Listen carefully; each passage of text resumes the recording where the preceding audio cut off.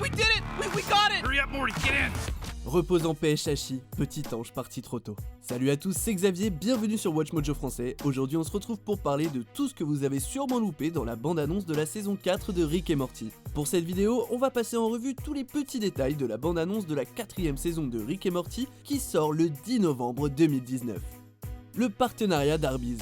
Comme d'habitude, Morty se retrouve littéralement à 2 doigts de la mort, tandis que Rick se fiche de tout. La chaise volante de Rick éclipse complètement son repas, mais les spectateurs attentifs pourront remarquer le sac d'Arby's, une chaîne de fast-food qu'ils jettent avant que leur aventure épique ne se casse la gueule. Et la série n'est pas étrangère au sponsor, puisque dans la saison 2, on trouve la Nintendo 3DS et Walmart. Plus, every time you buy one, you get a $50 gift card, brings the total price down to $110 after tax. Rick et Morty ont également mis McDonald's en lumière avec la sauce Mulan que Rick réclame dans la saison 3, et ils sont même apparus dans une pub pour Carl's Jr. / Hardee's, encore du fast-food.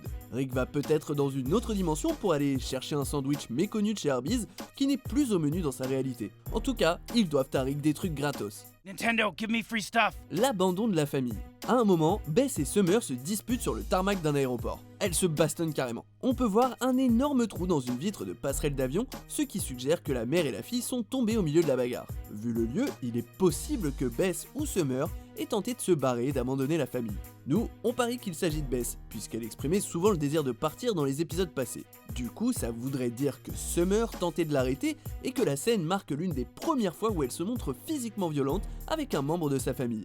Bon, bien sûr, ça se peut aussi que Bess essaye d'empêcher sa fille de se carapater.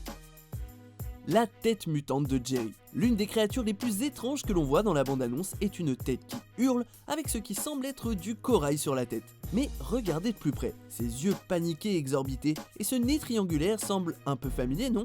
Et si c'était Jerry? Après tout, le cri ressemble beaucoup à la voix de l'acteur Chris Parnell. Et si c'est bien Jerry, comment a-t-il pu se mettre dans une telle situation? Est-ce que Rick ou quelqu'un d'autre a raté une expérience dont il était le cobaye? Ou alors ce n'est peut-être pas Jerry mais un clone qui a mal tourné? Quoi qu'il arrive, Jerry va clairement souffrir dans la saison 4. Le clin d'œil à Total Recall. La blouse de Rick a beau être un plagiat de Doctor Strange, il ne s'agit pas de la seule référence de la bande-annonce. Lab coat, rip off Doctor Strange. Alors que Rick et Morty s'écrasent dans un auditorium, l'un des aliens a clairement 3 seins. Les fans de Total Recall reconnaîtront immédiatement le clin d'œil à ce film de 1990 avec Arnold Schwarzenegger. Ce n'est pas la première fois que Rick et Morty ont rendu hommage à Total Recall, puisque l'un des épisodes de la saison 2 s'appelait Total Recall. Franchement, la plupart des personnages de ce film s'intégreraient bien à leur monde, surtout Johnny Cab. Le pistolet anti-gravité. Lors d'un combat contre un titan rocailleux, Rick est jeté contre un mur et son arme s'éclate au sol.